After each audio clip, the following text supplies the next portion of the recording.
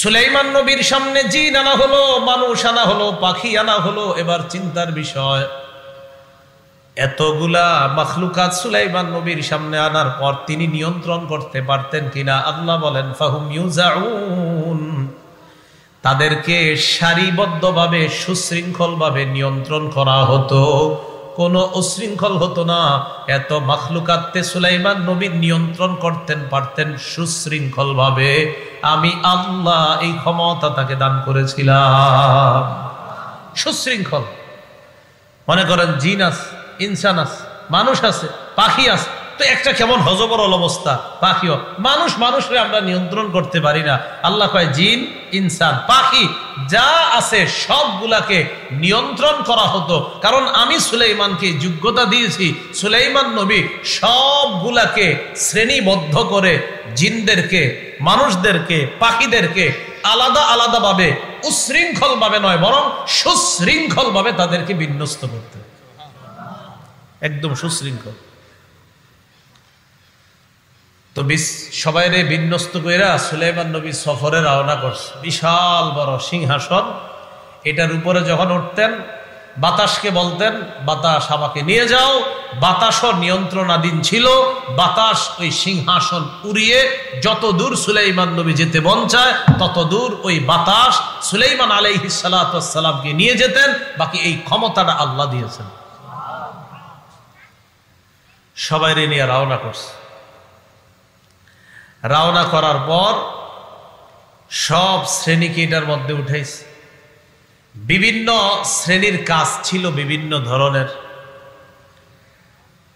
এক শ্রেণীর পাখির কাজ ছিল উপরে পাখিদের কি অবস্থা, ঠিকঠাক মতো এই রাস্তায় গেলে কোনো পাখির বিপদ টিপদ হবে নাকি হবে না, এগুলা দেখবে একদল। এই পথে গেলে কারো কোনো ক্ষতি হতে পারে কিনা এটা দেখার দায়িত্ব আরেক দল। এক জায়গায় গিয়ে পানির প্রয়োজন, এই পানি কিভাবে আমরা খাবো, কোত্থেকে পাবো, এটা দেখারও দায়িত্ব আছে। সুলাইমান নবী রওনা করলেন। হাত্তা ইযা আতাউ আলা ওয়াদিন নাম, সুলাইমান নবী বাহিনী নিয়ে রওনা করার পর যাইতে যাইতে আতাউ আলা ওয়াদিন নাম, পিপিলিকার উপত্যকায় চলে যায়, পিপিলিকার এলাকায় চলে যায়। قالت نملة يا أيها النمل ادخلوا مساكنكم। قالت نملة, পিপিলিকার সর্দার নি বলল, পিপিলিকার সর্দার নি, পিপিলিকার আচ্ছা কেমনে বুঝলাম এটা যে সর্দার নি? সর্দারও দ্বৈত। আল্লাহ এখানে কলাত বলছে, কলাত নামলা। কলাত এটা একটা ক্রিয়া, এই ক্রিয়াটা স্ত্রীলিঙ্গ আল্লাহ বলছে। তো যেহেতু এটা স্ত্রীলিঙ্গ বলছে আর এটার যে কর্তাটাও স্ত্রীলিঙ্গ, এখান থেকে বোঝা যায় সেটা পিঁপড়ার সর্দার ছিল না বরং সর্দার নি ছিল। কি বুঝছেন আপনারা? قالت نملة يا أيها النمل ادخلوا مساكنكم। সুলাইমান নবী তার বাহিনী নিয়ে যখন পিঁপড়ার এলাকায় যায়, যাওয়ার পর পিঁপড়ার রানী, যে ওই রানী পিঁপড়ার দলকে ডাক দিয়ে বলে ইয়া আইয়ুহান নাম, হে পিঁপড়া বাহিনী, উদখুলু মাসাকিনাকুম, তাড়াতাড়ি তোমরা তোমাদের ঘরে প্রবেশ করো। ঘরে যাও। ঘর কোথায়? গর্ত। লা ইয়াহতিমান্নাকুম সুলাইমান ওয়া জুনুদুহু ওয়া হুম লা ইয়াশউরুন। সুলাইমান নবী এবং তার বাহিনী না জেনে তোমাদেরকে যেন পিষে না ফেলে। কি করে? সুলাইমান নবী আর তার বাহিনী যেই পরিমাণ আসছে, এই পরিমাণ যদি তোমাদের উপরে পা ফালায় সব শেষ হয়ে যাইবা, তাড়াতাড়ি ঘরে ঢুকো। এখান থেকে কি বোঝা যায়? জাতিরে বিপদ থেকে বাঁচানো এটা আল্লাহর কাছে অনেক পছন্দ। জাতিকে বিপদ থেকে বাঁচানো এটা আল্লাহর কাছে অনেক পছন্দ।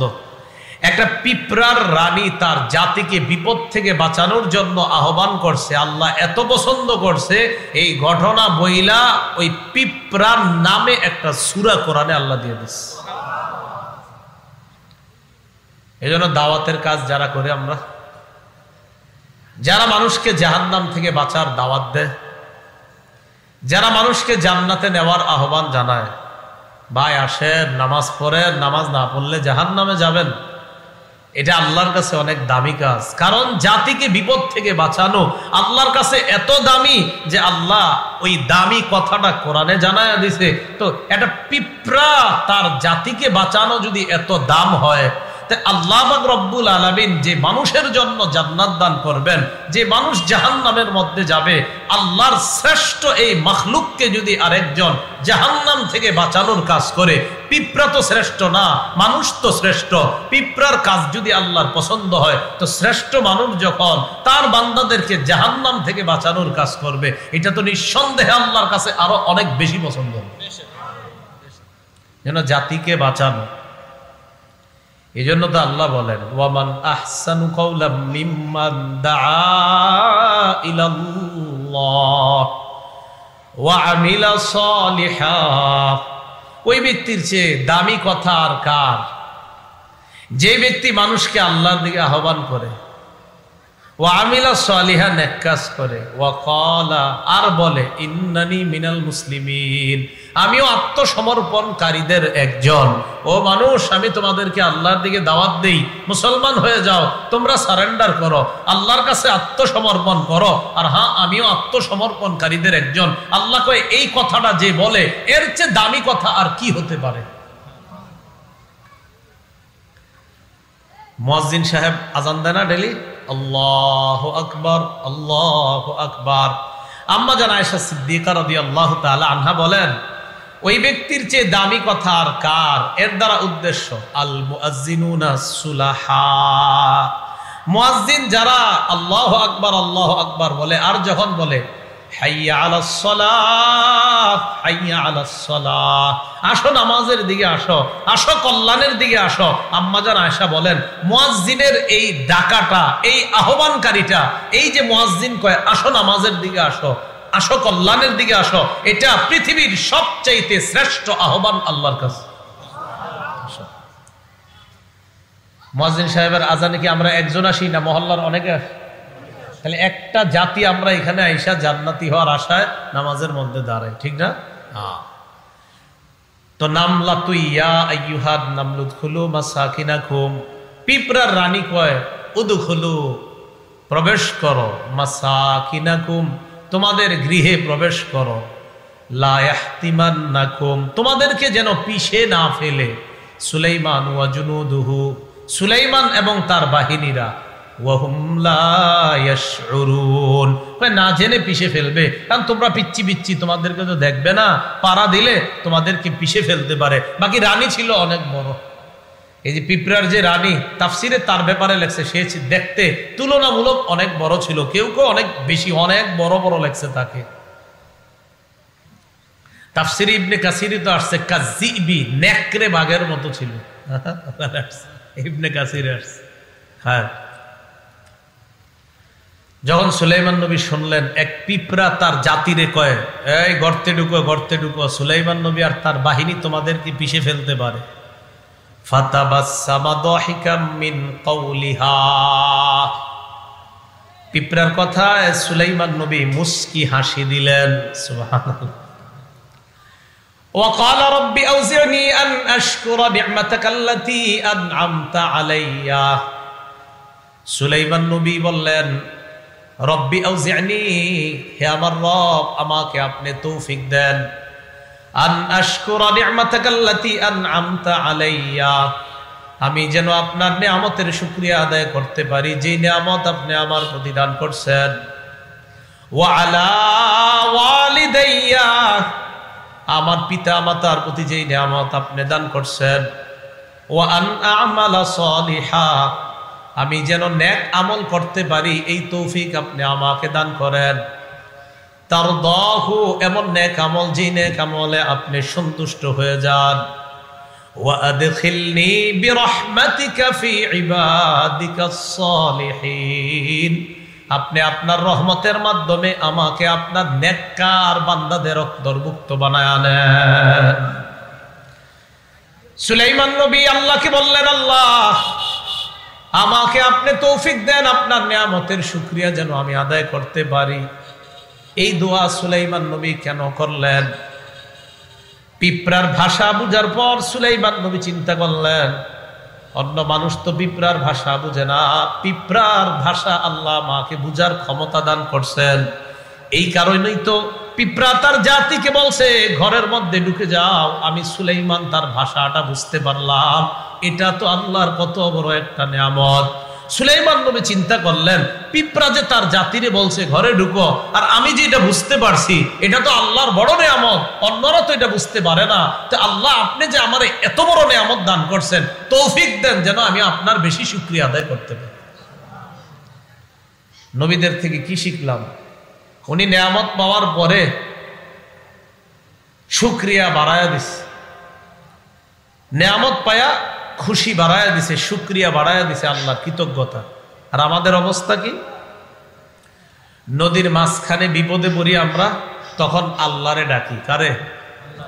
আল্লাহরে ডাকে না? আল্লাহ বলে তো,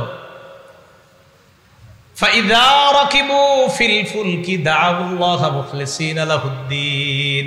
বান্দারা যখন ফিল ফুলকি, রাকিবু ফিল ফুলকি, বান্দারা যখন জাহাজের মধ্যে আরোহণ করে, জাহাজের মধ্যে আরোহণ করে যখন চলতে থাকে, দাউল্লাহ মুখলিসিনা লাহুদ্দিন, তখন তারা একনিষ্ঠভাবে আল্লাহকে, জাহাজের মধ্যে উঠার পর জাহাজ যখন নদীর মাঝখানে যায়, আল্লাহ আল্লাহ বলে চিৎকার করতে থাকে। জাহাজ যদি একটু এদিক সেদিক নাড়া দেয়, আল্লাহ আল্লাহ আল্লাহ। এবার আল্লাহ বলেন, ফালাম্মা নাজ্জাহুম ইলাল বাররি, যেই মাত্র আমি আল্লাহ এই মানুষগুলাকে স্থলের মধ্যে উঠায়া দেই, ইদাহুম ইউশরিকুন, নদীর মাঝখানে কয় আল্লাহ, নদীর কিনারায় আইসা আমার সাথে শিরিক করে। কি করে? নদীর মাঝখানে কয় আল্লাহ আল্লাহ, যেই মাত্র কিনারায় আনছি, ইদাহুম ইউশরিকুন, শিরিক করে। কিও মিয়া, নদীতে বিপদে পড়ছো, কেমনে বাঁচলা? কয় আরে হঠাৎ দেখি একটা গাছ, ওই গাছ দইরা বাঁচছি। আল্লাহ কয় আরে বান্দা, তুমি গাছটা কই পাইলা?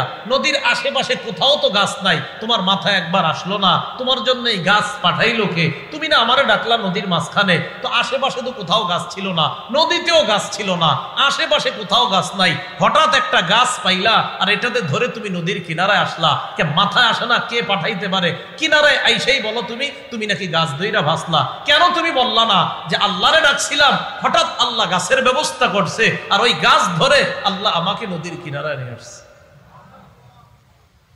নদীর মাঝখানে কয় আল্লাহ, কিনারায় এসে কয় গাছ, বা যেটা দিয়ে বাঁচে ওইটার নাম কয়।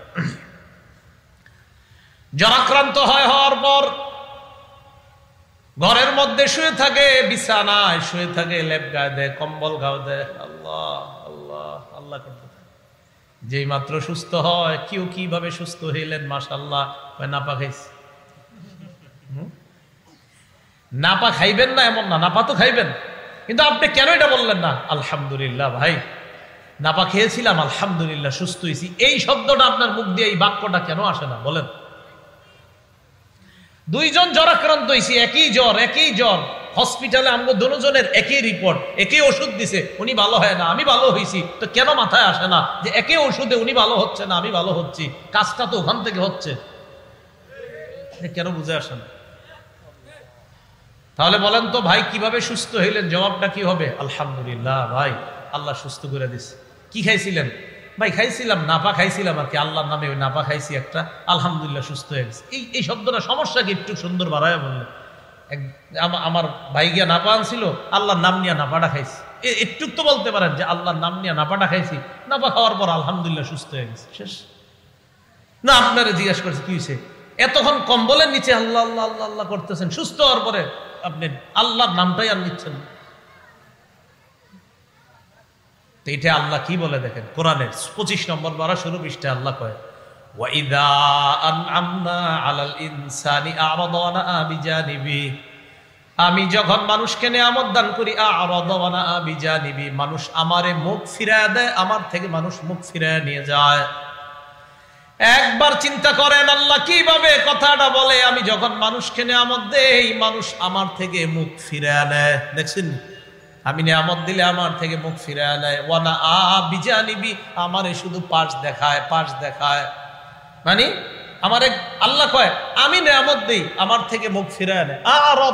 মানুষ মুখ ফিরায় নেয়, আমি নেয়ামত দেওয়ার পর মুখ ফিরায় নেয়। ওয়ানা বিজা নিবি, পাশ কাটায় খালি চলে। এবার কি করে দেখেন,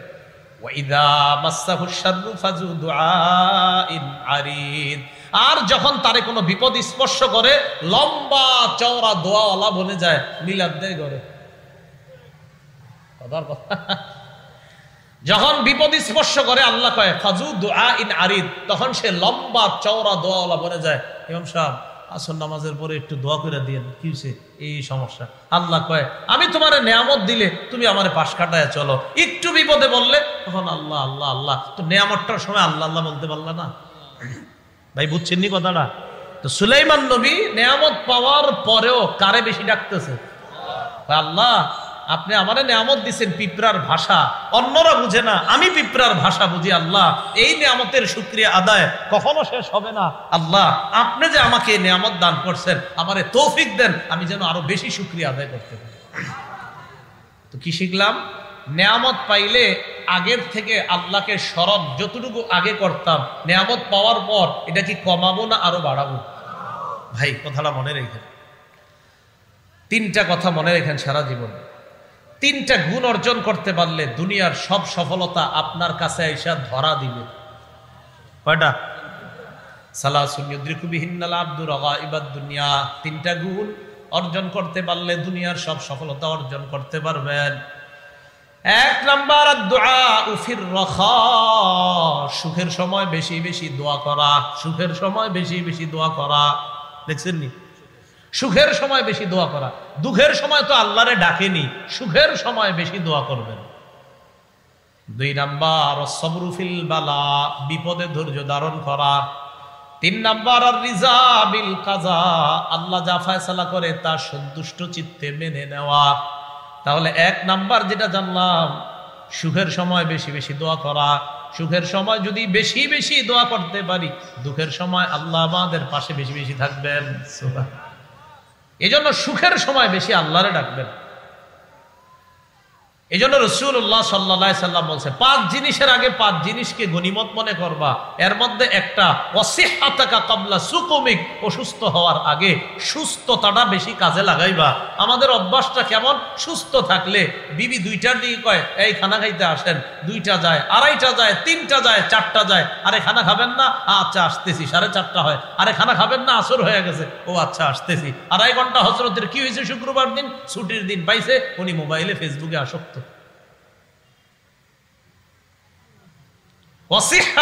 সুস্থতা এটা গনিমত মনে করো। কি শিখলাম? সুলাইমান নবী নেয়ামত পাইয়া যিনি দিলেন তারে কি আগের চেয়ে কম ডাকতেছেন, আরো বেশি ডাকতেছে? তাহলে আমরা নেয়ামত পাওয়ার পর যিনি নেয়ামত দান করলেন তার আলোচনাটা আরো বাড়ায়া দিবেন। সত্যি করে কোনতো দুনিয়ার কেউ যখন আপনারে কোনো গিফট করে, হাদিয়া দেয়, উপহার দেয়, তার নামটা কম কর না বেশি কর? আর কয়েন না, আমার যাও উপকার করছে উনি, এতবার কর। তো যে রব আমারে আপনারে দিছে, সে রব রেখে একটু বলতে পারলেন না? দুনিয়ার একটা মানুষ উপহার দিলে তারে কতবার কই, জানেন না অনেক ভালো মানুষ, আরে এত ভালো হয় না। আমার রব ওনারে এত ভালো বলতেছি আমি, আমারে আপনারে যে আল্লাহ 2টা চোখ এখনো রাখছে, আরেকজনের মতো এক চোখ যে নেওয়া যায় নাই, সে রব রেখে একটাবার ডাকার সুযোগ হলো না আপনার? এটাই বলতেছে। একটু নিজের শরীরটা দেরি তাকায়া বলবেন, শরীরটার দিকেও তাকাইবেন, আলহামদুলিল্লাহ আল্লাহ আমারে এখনো সুস্থ রাখছে। যেন রাসূলুল্লাহ সাল্লাল্লাহু আলাইহি সাল্লাম বলে, মিয়া দুনিয়াতে যদি 3টা জিনিস পাও তাহলে মনে করবা তুমি সুখী মানুষ। কি তুমি এত চিন্তা করো?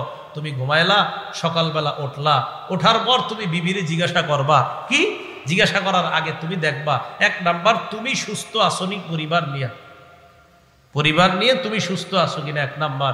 যদি দেখো তুমি পরিবার নিয়ে সুস্থ আছো, মাশাআল্লাহ। 2 নাম্বার মুআফান ফি জাসাদি, পরিবারের সবাইও সুস্থ আছে, তোমার শরীরটাও সুস্থ আছে, তাহলে পরিবারের মানুষগুলো ভালো আছে, আমিও ভালো আছি। 3, সকালে উঠে বিবিরে জিগাইবা আজকে একদিনের খাবার আছে? তো বিবি হ্যাঁ আলহামদুলিল্লাহ, চাল ডাল গোস্ত সব আছে একদিনের। রাসূল বলে ফাকাআন্নামা হিজাত লাহুদ দুনিয়া, আরে তোমারে তো পুরো দুনিয়ার সব নিয়ামত আল্লাহ দিয়ে দিয়েছে, একদিনের খাদ্য আছে আর তুমি সুস্থ আছো, পরিবারের মানুষগুলো ভালো আছে। নবী কয় আরে মিয়া তুমিই তো সবচেয়ে সুখী মানুষ। তাহলে নেয়ামত পাওয়ার পর বলেন তো সবাই, যিনি নেয়ামত দিয়েছেন তিনি কে? তার নামটা আগের চেয়ে আরো বেশি স্মরণ করব। ঠিক আছে না ইনশাআল্লাহ? কোরআনের কথাগুলা কার? বলেন না কার? আল্লাহ। এই যে সুলাইমান নবী আল্লাহর কাছে দোয়া করলেন আর আল্লাহ কথাগুলা বললেন, এগুলো কোরআনের আয়াত না? এই যে আমি এখন কোরআনের আয়াত পড়তেছি না, বলেন পড়তেছি না? আচ্ছা, মানুষ যখন কোনো বই লেখে, লেখার পর তার বইটা যদি অন্য কেউ পরে পাশে বইসা, আমার বই লেখা বই হে পড়লো, ভাল লাগে না অনেক যে আমারটা পড়তেছে। এবার ভাবেন তো, আল্লাহর কালাম যখন আমি আপনি পড়ি, আল্লাহ কত খুশি হয়। হ্যাঁ, মুস্তাকুর নবী সব কথাটা বলছে, সুন্দর কথা। এবার আল্লাহ পাক রব্বুল আলামিন বলেন, ওয়াতাফাক্কাদাত তায়রা ফাকালা মা লিয়া লা আরাল হুদহুদা আম কানা মিনাল গায়িবিন। কাফেলা নিয়ে সুলাইমান নবী যায়, যাইতে যাইতে হঠাৎ এক জায়গায় আল্লাহ নবী সুলাইমান যাত্রা বিরতি দেয়। দেওয়ার পর সুলাইমান নবীর পানির প্রয়োজন, পানির দায়িত্বে যেই পাখিটা, ওই পাখির নাম হুদহুদ। কি নাম? আব্দুল্লাহ ইবনে আব্বাস বলেন, এই হুদহুদ পাখিকে এমন বৈশিষ্ট্য আল্লাহ দান করেছেন, পাখি যখন উপরে থাকে দুনিয়ার এই আলো বাতাসের মধ্যে, তার সামনের বিপদগুলা তার চোখে তেমন পড়ে না। তবে মাটির নিচে পানি কোথায় আছে না আছে, মাটির উপর থেকে বলে দেওয়ার ক্ষমতা আল্লাহ তাকে দিয়ে দিছে। বুঝছেননি? মাটির নিচে কি আছে ওই পাখি বলতে পারে, আল্লাহ এই যোগ্যতা দিছে। কিন্তু উপরে কোনো বিপদ আপদ এটা বেশি বলতে পারতো না। অথচ মাটি এইভাবে দেখেন, মাটি এইভাবে, আর মাটির নিচে পানি আছে কিনা হুদহুদ পাখি বলে দিত।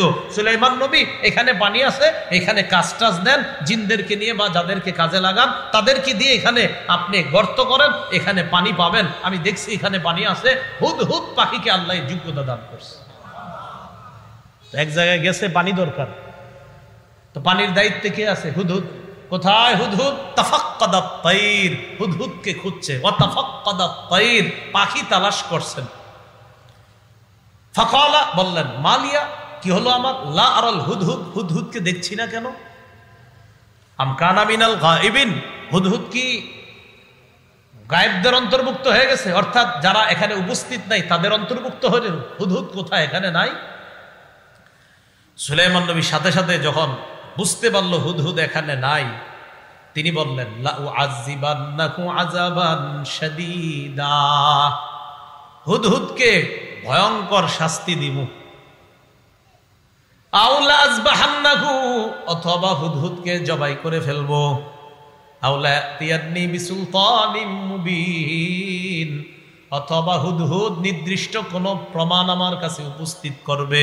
তিনটা অপশন, হয় তাকে কঠিন শাস্তি দিব, 2 নাম্বার না হয় তারে জবাই করব, 3 নাম্বার বাঁচার অপশন, সে যখন আমার সামনে আসবে নির্দিষ্ট কোনো প্রমাণ পেশ করতে হবে যে আমি এই এই কারণে ছিলাম না। গ্রহণযোগ্য যদি তার কোনো ওই প্রমাণাদি হয় তাহলে তাকে হয়তো জবাই করব না, তাকে শাস্তি দিব না। কিন্তু গ্রহণযোগ্য নির্ভরযোগ্য প্রমাণ পেশ করতে না পারলে হয়তো তাকে জবাই করব, না হয় তাকে হত্যা করব। বুঝে আসছেনি? তো হুদহুদ পাখিকে না পাওয়ার পর সুলাইমান আলাইহিস সালাম বললেন যে, হুদহুদ পাখি আসার পর জানায়া দিবা, তোমারে বলছে সুলাইমান নবী জবাই করবে, অথবা তোমাকে কঠিন শাস্তি দিবে, অথবা তুমি নির্দিষ্ট স্পষ্ট কোনো প্রমাণ পেশ করতে হবে, যে প্রমাণ, এদিকে তাকান, এদিকে তাকান, এদিকে তাকান, এদিকে তাকান। মাহফিলের প্যান্ডেল গেট না হওয়া, আমার মাহফিলে অনেক নিয়মকানুন থাকে, কিন্তু আজকে আমার মাথা খারাপ হওয়ার অনেক কাজ হইতেছে, কিন্তু কিছু কইতেছি না। এদিকে তাকান, এদিকে তাকান সবাই। হ্যাঁ, আমি বয়ান করি কিন্তু কষ্ট করে, কষ্ট বুঝেননি, মানে পড়ালেখা করে। মনে করেন আমি গাড়িতে বয়ে বয়া, জি বলেন, এটা ভাইবেন না কিন্তু। হ্যাঁ, পড়ালেখা করি, গাড়ি বলেন, বাড়ি বলেন, যেখানে বলেন, আমি কামে থাকি, আকামে থাকি না, এটা মাথা রেখে। সুলাইমান আলাইহিস সালাম বলতেছেন, হয়তো আমি তাকে কঠিন শাস্তি দিব, না হয় তাকে হত্যা করব, না হয় নির্দিষ্ট কোনো প্রমাণ উপস্থিত করতে হবে। ফামাকাসা গায়রা বাঈদিন ফাকালা আহাত্তু বিমা লাম তুহিত বিহি ওয়া জিতুকা মিন সাবাইম বিনাবাইন ইয়াকিন। ফামাকাসা গায়রা বাঈদিন, বেশি সময় অবস্থান করে নাই, বেশি সময় দেরি হয় নাই। হুদহুদ পাখি যখন আসছে, আসার পর উপরে উঠতে থাকার সময় অন্য পাখি দুস্থদের সাথে যখন দেখা হয়, পাখিরা জানায় দেয় খবর আছে কি সুলাইমান নবী তোমারে তালাশ করছে, জানায় দিছে তুমি যদি নির্দিষ্ট কোনো প্রমাণ পেশ করতে না পারো, অনুপস্থিতির থাকা এই কারণ যদি পেশ করতে না পারো, তোমাকে শাস্তি দিবে, না হয় তোমাকে জবাই করবে। হুদহুদ পাখি যখন এই কথা জানলো, জানার পর তাফসীর ইবনে কাসিরে সুন্দর কথা আসছে, কয় সুলাইমান নবী ইস্তেসনা করছেন, কয় সুলাইমান নবী ইল্লা কইছেন, ইল্লা, হ্যাঁ ইল্লা কইছে, মানে ইস্তেসনা করছে। কয় কি? কয় বলছে তোমারে জবাই করবে, না হয় তোমারে হত্যা করবে, না হয় কঠিন শাস্তি দিবে। তো পাখি পাখিরে জিজ্ঞাসা করে, কয় এই হত্যা বা জবাই ছাড়া আলাদা অপশন রাখছিনি? হ্যাঁ রাখছে। কয় কি? কয় যদি তুমি প্রমাণ পেশ করতে পারো তাহলে জবাই করবে না, হত্যা করবে না, বাকি প্রমাণ নির্ভরযোগ্য হতে হবে যে তুমি কেন ছিল না। এই কথা বলার পর হুদহুদ আসার পর কয়, এখন কথা হলো হুদহুদ কইছিল। তাফসীরের কিতাবে আসছে হুদহুদ এক জায়গায় একটা জালের মধ্যে আটকায় পড়ছে। আব্দুল্লাহ ইবনে আব্বাস কয়, শোনো, হুদহুদ দুনিয়ার বিপদ বেশি দেখতো না চোখ দিয়ে, এক জায়গায় জাল হয়তো কেউ পাইতা রাখছে, সেখানে হুদহুদ আটকা পড়ে গেছে। মাটির নিচের জিনিস দেখতে পারলো, উপরের জিনিস ভালো করে দেখতে পারতো না। এটাই ছিল হুদহুদের যোগ্যতা, আল্লাহ যোগ্যতা দান করছে। তো যাই হোক, হুদহুদ ছুইটা সুলাইমান নবীর কাছে আসছে। আসার পর আস্তে আস্তে কিছু ঘটনা দেখে আসছে। আইসা সুলাইমান নবীর কয়, যা দেখে আসছি। কও কি হয়েছে? কও। আহাত্তু বিমা লাম তুহিত বিহি, এমন জ্ঞান আমি অর্জন করে আসছি যেটা আপনিও জানেন না। কি সেটা? ওয়াজিতুকা, আমি আপনার কাছে আসছি, বিনাবাইন বিসাব, ওয়াজিতুকা মিন সাবাইন, আমি সাবা গোত্র থেকে আসছি, বিনাবাইন ইয়াকিন, নিশ্চিত একটা সংবাদ নিয়ে আসছি। সাবা হলো ইয়ামানের একটা এলাকা। কোন দেশের? আসলে ইয়ামানের কোনো এলাকার নাম সাবা ছিল না। ইয়ামানের একটা এলাকায় একদল মানুষ বসবাস করত, যাদেরকে সাবাই বলা হতো। তারা ওখানে থাকার কারণে ওই তাদের নাম অনুসরণে এলাকার নাম হয়ে গেছে সাবা। কি হয়ে গেছে? সাবা। এই সাবা নামক এলাকা থেকে আমি আসছি নিশ্চিত একটা সংবাদ নিয়ে। কয় কি সংবাদ? ইন্নী ওয়াজাদতু ইমরাআতান তামলিকুহুম ওয়া উতিয়াত মিন কুল্লি শাইইন ওয়া লাহা আরশুন আযীম। সাবা গোত্রের মধ্যে আমি একজন নারীকে পাইলাম, যে নারী তামলিকুহুম, ওই সাবা গোত্রের উপর রাজত্ব চালায়।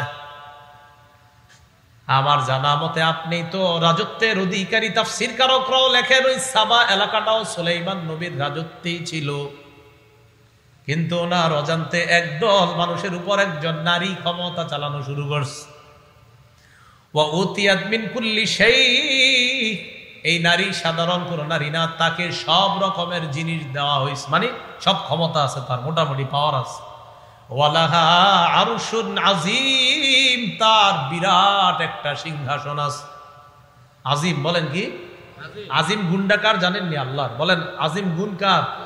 এই আল্লাহ রানীর সিংহাসনের শেষে আজিম বলছে, তার মানে সিংহাসন কত বড় বুঝেন নাই মনে হয়। রানীর সিংহাসনকে আল্লাহ আজিম বলছে। আল্লাহ আজিম নিজের জন্য ব্যবহার করে, সে আজিমকে বলছে, রানীর সিংহাসনকে বলছে আজিম। তো এতেই বোঝা যায় সিংহাসনটা কত বড় হতে পারে। সিংহাসনটা যেই প্রাসাদের মধ্যে থাকতো, সেই প্রাসাদটা অনেক বড় ছিল। এই প্রাসাদের পূর্ব পাশে 300 জানালা ছিল। কয়শো? পশ্চিম পাশে ছিল 360টি জানালা। কয়শো? এই প্রাসাদের উপর থাকতো সিংহাসনটা। প্রাসাদের আজীব এক সিস্টেম ছিল। সূর্য একদিক দিয়ে উঠতো, আরেক দিক দিয়ে ডুবে, অর্থাৎ সূর্য উঠে পূর্ব দিক দিয়া, ডুবে কোন দিকে? পশ্চিম। কিন্তু এমন আজীব সিস্টেমের সূর্যটা উঠতো আর ডুবতো যে সূর্য উঠা থেকে ডুবা পর্যন্ত ওই প্রাসাদের মধ্যে সূর্যের আলো উঠার সময়ও ঢুকতো, আবার ডুবার সময় ওখানে আলো দিত ওই ঘরটার মধ্যে। আর ওই সূর্যের পূজা করত রানী সহ এলাকার সবাই। নাউজুবিল্লাহ বলেন। সূর্যের পূজা করত। ওয়াজাদতুহা ওয়া কওমাহা ইয়াসজুদুনা লিশ-শামসি মিন দুনিল্লাহ, আমি রানীকে পাইলাম আর তার সম্প্রদায়কে পাইলাম ইয়াসজুদুনা লিশ-শামসি মিন দুনিল্লাহ, তারা আল্লাহ ছাড়া সূর্যের পূজা করে, ইবাদত করে, সূর্যের সিজদা করে। বলেন নাউজুবিল্লাহ। বলেন আমরা সিজদা করি কাকে? মনে প্রাণে কইতেছেন তো?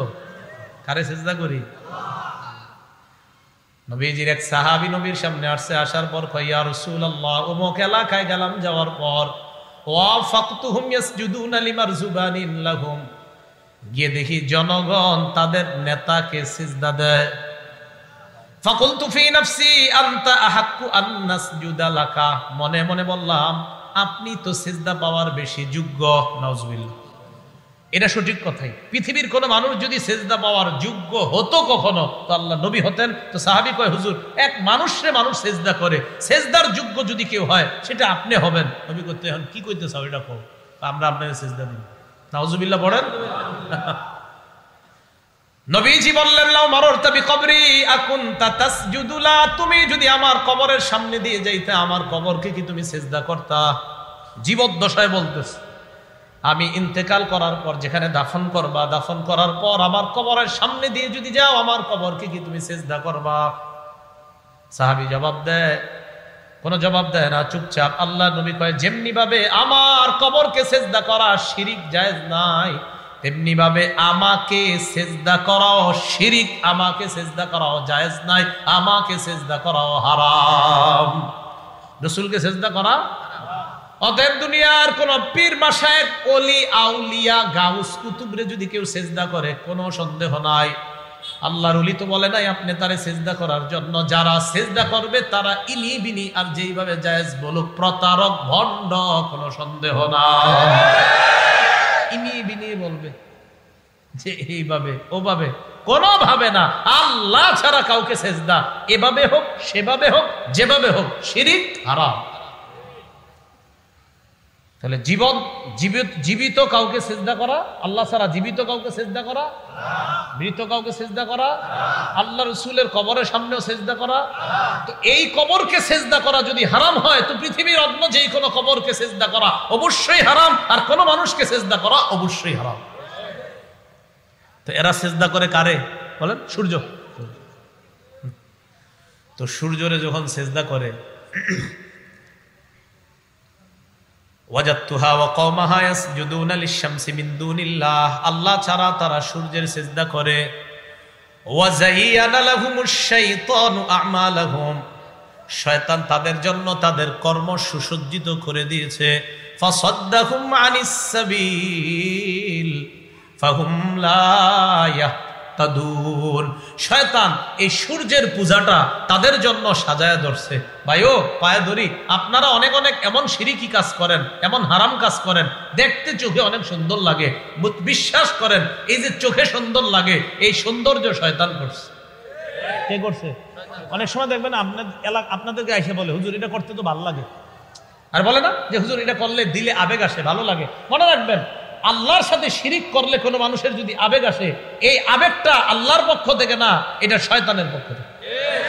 আপনি যখন কোনো খারাপ কাজ করলে আপনার মনে হবে হুজুর ভালো লাগতেছে, নিঃসন্দেহে শয়তান ভালো লাগাইতেছে। কারণ আল্লাহ বলছে যায়্যানা লাহুমুশ শাইতানু আ'মালাহুম, সূর্যের পূজা, তাদের এই কর্ম তাদের জন্য সুসজ্জিত করে দিয়েছে কে? শয়তান।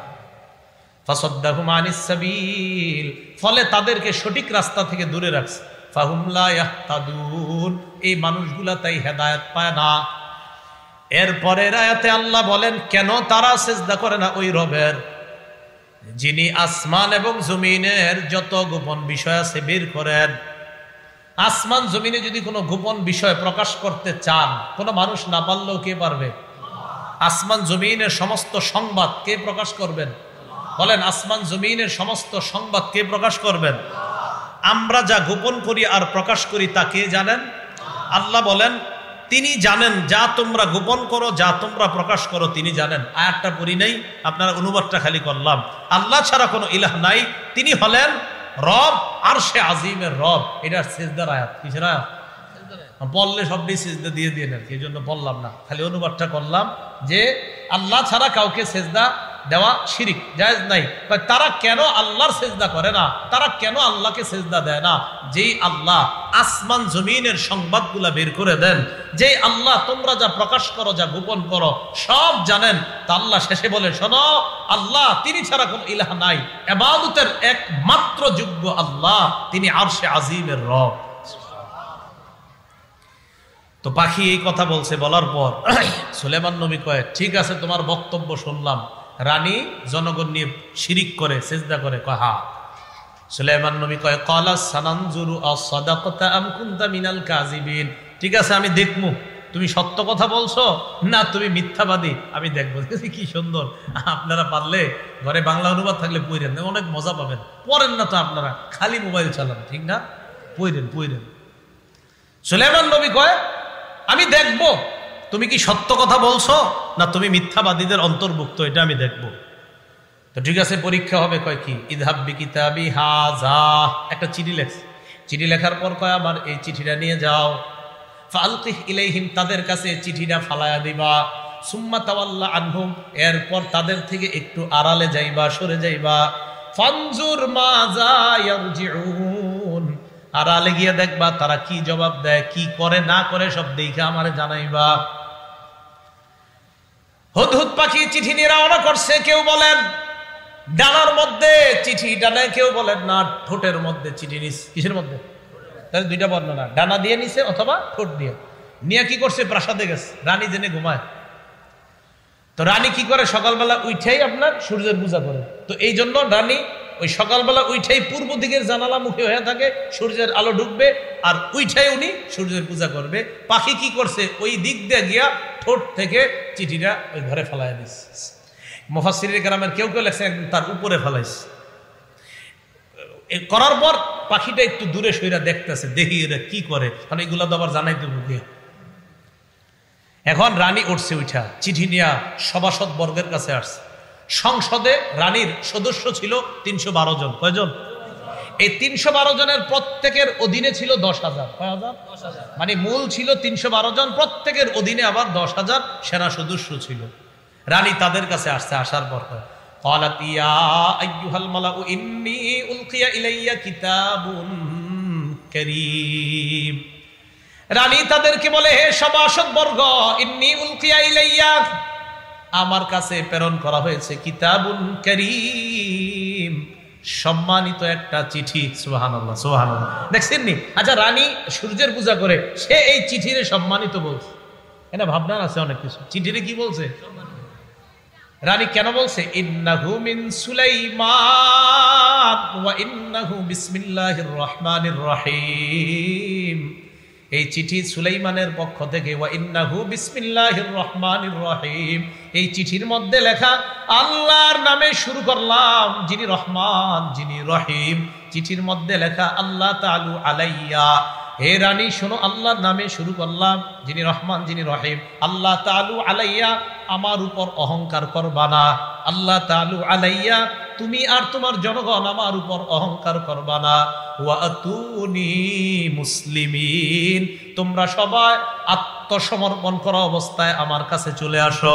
বাস, চিঠি শেষ। একটুকি রানী চিঠির ভাষা দেখা মুফাসসিরিনে কেরাম লেখছে সুলাইমান নবীর কি আজীব চিঠি ছিল, একটুক লেখাই রানীর ভিতরে কম্পন সৃষ্টি করে দিচ্ছে।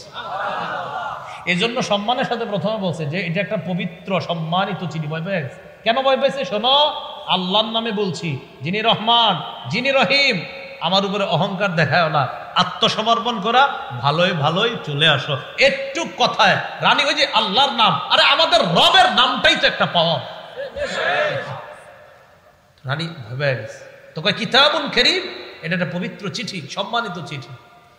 এই কথা বলার পর এবার রানী কয় ক্বালাত ইয়া আইয়ুহাল মালাউ আফতুনি ফি আমরি, ও সভাসদ বর্গ, আমার এই বিষয়ে আমারে তোমরা কিছু বলো, পরামর্শ দাও, আমি এখন কি করব। মা কুনতু কাতিআতান আমরান হাত্তা তাশহাদুন, তোমাদের উপস্থিতি ছাড়া আমি কখনো কোনো সিদ্ধান্ত চূড়ান্ত ভাবে নেই না, তাই পরামর্শ দাও আমি কি সিদ্ধান্ত নিতে পারি।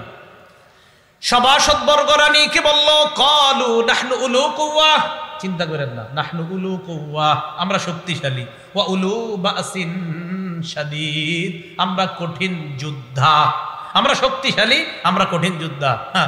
ওয়াল আমরু ইলাইকি ফানজুরি মাযা তা'মুরিন, বাকি বিষয়টা আপনার হাতে ছেড়ে দিলাম। ফানজুরি, আপনি ভেবে দেখেন, মাযা তা'মুরিন, আমাদেরকে কি আদেশ করবেন, আপনি যা করবেন আমরা তাই আদেশ মানব। তবে আমরা কিন্তু শক্তিশালী, আর আমরা কঠিন যোদ্ধা, এক একজনের অধীনে 10,000, আমরা এমন 312 জন আছি, আপনি টেনশন করেন না। এই কথায় অহংকারী প্রকাশ পায়। কি প্রকাশ পায়? অহংকার। এই কথা শুনে রানী কয়, শোনো, তোমরা কিন্তু এই সুলাইমান বাদশারে যেন তেন বাদশা মনে করো না। قالت إن الملوك إذا دخلوا قرية أفسدوها وجعلوا أعزة أهلها أذلة। রানী জবাব দেয়, ইন্নাল মুলুকা ইযা দাখালু ক্বরিয়াতান আফসাদুহা, রাজা বাদশাগণ যখন কোন এলাকায় প্রবেশ করে, আফসাদুহা, ওই এলাকা নষ্ট করে দেয়, ওয়াজআলু আইজ্জাত আহলিহা আযিল্লা, সম্মানিত যারা তাদেরকে অপদস্থ করে ছাড়ে। ওয়া কাযালিকা ইয়াফআলুন, সুলাইমান নবী যদি আমগো বিরুদ্ধে যুদ্ধ করে মনে হয় এমন করেই ছাড়বে। আর মানে আমগো বিরুদ্ধে যুদ্ধ করলে আমগো নাম নিশানা থাকবে না, আমাদেরকে অপমান করে ছাড়বে। এটা রানী কইতেছে, কয় দেখো আমি বুঝে শুনে বলতেছি। এই কথা বলার পর রানী কয়, দাঁড়াও, একটা পরীক্ষা নেই, দেখবো তিনি কি দুনিয়াবি বাদশা নাকি তিনি অন্য ধরনের বাদশা। একটা পরীক্ষা নিব, তিনি কি দুনিয়াবি বাদশা নাকি অন্য বাদশা। কয় কি? ইন্নী মুরসিলাতুন ইলাইহিম বিহাদিয়া, সুলাইমান নবীর কাছে হাদিয়া পাঠাবো। ফানাজিরাতুম বিমা ইয়ারজিউল মুরসালুন, হাদিয়া পাঠানোর পর দেখবো যাদেরকে পাঠাইছি তারা কি সংবাদ নিয়ে আসে। তারা যদি আইসা বলে সুলাইমান নবী হাদিয়া গ্রহণ করছে, তাহলে বুঝবো তিনি দুনিয়াদার বাদশাহ। আর যদি তিনি হাদিয়া গ্রহণ না করে, তাহলে বুঝতে হবে তিনি আমার আর তোমাদের মতো যেন তেন বাদশা না, তিনি অন্য ধরনের বাদশা। সুবহানাল্লাহ। তাহলে এই পরীক্ষাটা এই যুগে করলো তো কি করেন, আল্লাহ বুঝার তৌফিক দান করেন। হ্যাঁ, এই যুগে যদি এরকম পরীক্ষা হইতো যে মেম্বার চেয়ারম্যান এইভাবে হবে, যে যে দুনিয়াদার হবে না বাস তার তিনি মেম্বার হবেন, তিনি চেয়ারম্যান হবেন, এরকম সুন্দর হইতো, ঠিক না বিষয়গুলো? তাহলে আর টাকা খরচ হইতো না, যারা ইলেকশন করে তারা সহজে জিততো, সহজ হয়ে যেত না বিষয়টা। এখন তো আপনারা সব চা খাওয়ার লেগে টাকার লেগে বসে থাকেন, এই কয়দিন পরে বসবেন। আল্লাহ হেফাজত করুক। ফালাম্মা জাআ সুলাইমান ক্বালা আতুমিদ্দুনানি বিমাল, রানীর উপহার যখন সুলাইমান নবীর কাছে আসছে, আসার পর সুলাইমান নবী কয়, আতুমিদ্দুনানি, আমারে কি তোমরা সাহায্য করতে চাও সম্পদ দ্বারা? আল্লাহু আকবার। ফামা আতানি আল্লাহু খায়রুম মিম্মা আতাকুম। এই জবাবটা শিখেন সবাই। ফামা আতানি আল্লাহু খায়রুম মিম্মা আতাকুম, আল্লাহ তোমারে যা দিছে, আমারে যা দিছে, দেখেন আমারে যা দিছে আল্লাহ, খায়রুম মিম্মা আতাকুম, আল্লাহ আমারে যা দিয়েছেন তোমাদেরকে যা দিয়েছে এর চাইতে 1000 গুণ বেশি দামি জিনিস আমাকে দিছে। ফামা আতানি আল্লাহ, আল্লাহ আমারে যা দিছে, খায়রুন উত্তম, মিম্মা আতাকুম তোমাদেরকে যা দিছে তার চাইতে অনেক উত্তম। আমারে আমার রব পাখির ভাষা বোঝার ক্ষমতা দিছে, আমারে আমার রব পুরা দুনিয়ার মাখলুকাতের ভাষা আমি বুঝি, বাতাস আমার নিয়ন্ত্রণাধীন করে দিয়েছে। আল্লাহ এত ক্ষমতা আমাকে দান করছেন, আরে এর চেয়ে বড় নিয়ামত আর কি চাই?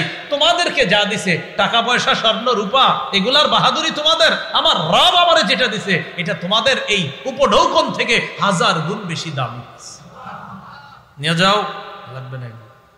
ও রানীর সিংহাসন ছিল আপনার স্বর্ণ রূপা আর মতি, আরো অনেকগুলা আপনার আছে মেডিসিন, এইগুলা দ্বারা তৈরি করা ছিল তার কিটা ওই সিংহাসনটা। এর মধ্যে স্বর্ণ রূপা আর জবরদস্ত, আরেকটা হলো আপনার মতি ছিল, আর আরো কয়েকটা লেগছে ওখানে। এর মধ্যে 3টা, এটা স্বর্ণ রূপা মতি, এটা 3টা ছিলই, আরো অনেকগুলা ছিল, এগুলা হলো তার সিংহাসন তৈরি। এবার এই কথা বইলা সুলাইমান নবী তাদেরকে বলছে, লাগবে না লাগবে না, বাল আনতুম বিহাদিয়াতিকুম তাফরাহুন, তোমগো টাকা নিয়ে তোমরা খুশি থাকো। সুবহানাল্লাহ, কি সুন্দর জবাব। বাল আনতুম, বরং তোমরাই, বিহাদিয়াতিকুম তোমাদের এই হাদিয়া নিয়ে, তাফরাহুন খুশি থাকো, আমার লাগবে না, নাও নাও নাও, টাকা পয়সা নিয়ে চলে যাও। ইরজি ইলাইহিম ফালানাতিয়ান্নাহুম বিজুনুদিল্লা কিবালা লাহুম বিহা, যাও গিয়া বইলা দিও, ফালানাতিয়ান্নাহুম, রানীরে জানায়া দিও আসতেছি আমি, নাতিয়ান্নাহুম বিজুনুদ, এমন সৈন্য নিয়ে আসমু, বিজুনুদিন লা কিবালা লাহুম বিহা, যেই সৈন্যের মোকাবেলা রানী করতে পারবে না, তারা করার ক্ষমতা নাই। ওয়ালা নুখরিজান্নাহুম মিনহা আজিল্লা, রানী সহ তার সাথে যারা আছে সবগুলারে লাঞ্ছিত করে ওখান থেকে বের করব। ওয়াহুম সাগিরুন, সবগুলা অপদস্থ অপমানিত অবস্থায় থাকবে, এটা বলে দিবা। এই কথা বইলা সুলাইমান নবী এদেরকে পাঠায়া দিস। সুলাইমান আলাইহিস সালাতু ওয়াস সালাম এটা বইলা পাঠায়া দেওয়ার পর রানীর কাছে গেছে। যাওয়ার পর যখন রানীর এই সংবাদ দিছে যে সুলাইমান নবী হাদিয়া তো গ্রহণ করে নাই, আপনি যে স্বর্ণ রূপা কত কিছু দিয়া পাঠাইছেন এগুলা একটু গ্রহণ করে নাই, উল্টা আমগনি দিয়া এগুলা আপনার কাছে পাঠায়া দিছে। সুলাইমান আলাইহিস সালাতু ওয়াস সালামের এই কাহিনী রানী যখন দেখছে যে উনি গ্রহণ না করে পাঠায়া দিছে, তখন রানী বুঝতে পারলো এটা তো দুনিয়াদার কোনো বাচ্চা না, তিনি তো আল্লাহর হুকুম পালনকারী একজন বাচ্চা। রানী তখন নিয়ত করে ফেললো সবাই মিলে আত্মসমর্পণ করেই তার কাছে যাওয়া আমাদের জন্য মঙ্গল, এতটুকুই থাক, মঙ্গল পর্যন্ত। পরে গেছে উনি, কিভাবে গেছে না গেছে বলার আর, এতটুকুই থাক। উনি আত্মসমর্পণ করেই সুলাইমান আলাইহিস সালাতু ওয়াস সালামের কাছে গিয়েছিল। আমি যতটুকু বলতে যাচ্ছি আপনাদের কাছে, এর মধ্যে একটা এলেম দেয় কে? এলেম পাওয়ার পর, জ্ঞান পাওয়ার পর শুকরিয়া আদায় করবো কার? আচ্ছা, 2 নাম্বার, সুলাইমান আলাইহিস সালাতু ওয়াস সালাম পিঁপড়ার ভাষা বুঝার এই নিয়ামত দিয়েছেন কে? তিনি নিয়ামত পাওয়ার পর শুকরিয়া আদায় করলেন কার? এজন্য আমরাও নিয়ামত পাওয়ার পর শুকরিয়া আদায় করব কার? আল্লাহ। 3 নাম্বার যে শিক্ষাটা, আমাদের উচিত আল্লাহওয়ালা ব্যক্তিবর্গ যারা, তাদেরকে আমাদের সমাজের, আমাদের বিভিন্ন সেক্টরের দায়িত্বে বসিয়ে দেওয়া, তাহলে ইনসাফ কায়েম হবে এবং দুনিয়ার পরিবর্তে আখিরাতমুখী মানুষ কিভাবে হয় এই ফিকির চিন্তা চেতনা মানুষের মধ্যে তৈরি হবে। আল্লাহ পাক রব্বুল আলামিন আমাদের সকলকে যে কথাগুলা শুনলাম বললাম, এই কথাগুলা আমরা যেন সকলে আল্লাহ নিয়ামত আদায়ের শুকরিয়া আদায় করতে পারি, আল্লাহ তৌফিক দান করেন।